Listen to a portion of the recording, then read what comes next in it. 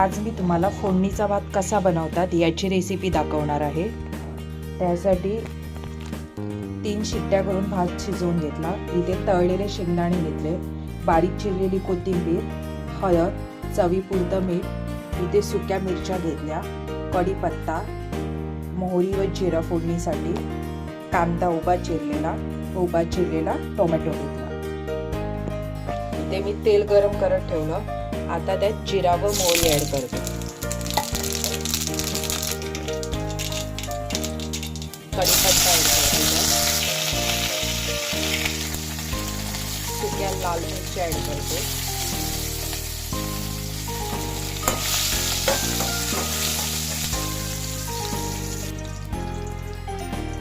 उभा चिरलेला कांदा ऍड करते। हा कांदा लालसर होईपर्यंत परतून घ्यायचा।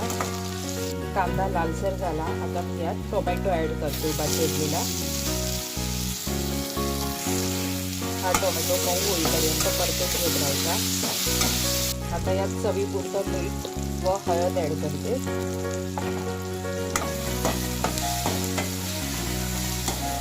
त्यात आता तळलेले शेंगदाणे व राईस ऍड करते। मिक्स करून घेते। वरून थोडीशी कोथिंबीर ऍड करते आणि मिक्स करून घेते। बघू शकता राईस बनवून इथे रेडी झालेला आहे।